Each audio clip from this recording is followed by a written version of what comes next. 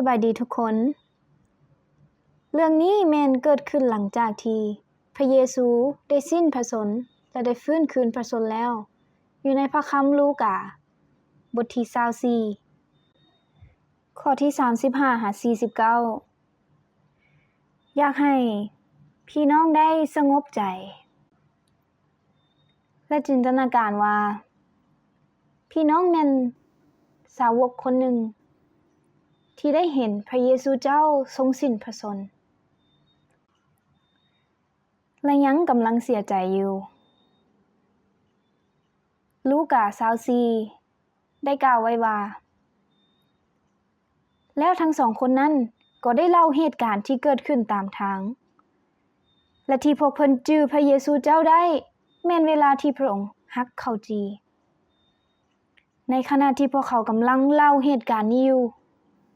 พระเยซูเจ้าเองก็ได้มายืนอยู่ท่ามกลางพวกเพิ่นและกล่าวว่าสันติสุขจงมีแก่พวกเจ้าทั้งหลายพวกเพิ่นสะดุ้งตกใจหลายและคิดว่าตนเห็นผีพระองค์ได้กล่าวกับพวกเพิ่นว่าเป็นหยังพวกเจ้าจึงวุ่นวายใจเป็นหยังจึงคิดสงสัยในจิตใจของพวกเจ้าจงเบิ่งมือและตีนของเฮานี่แม่นเฮาเองสัมผัสเฮาเบิ่งเพราะผีบ่มีเนื้อหนังและกระดูกเหมือนที่พวกเจ้าเห็นอยู่ว่าเฮามี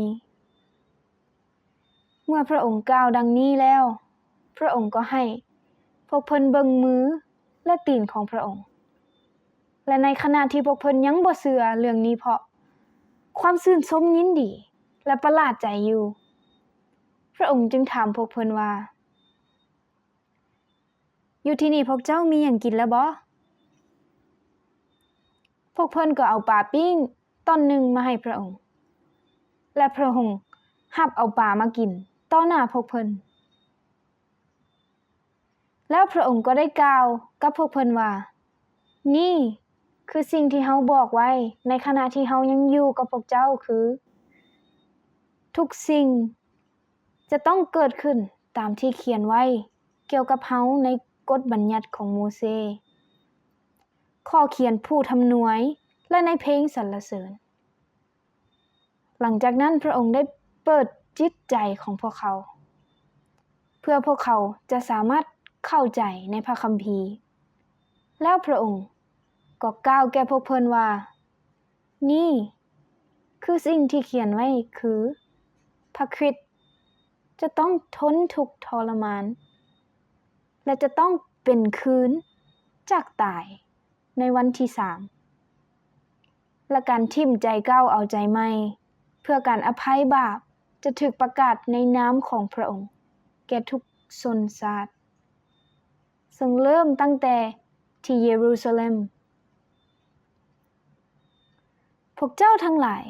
คือพยานในเรื่องเหล่านี้เฮาจะส่งสิ่งที่พระบิดาเจ้าของเฮาได้สัญญามาไว้ให้พวกเจ้าแต่จงอยู่ที่เมืองนี้ถ้าจนกว่าจะได้รับฤทธิ์เดช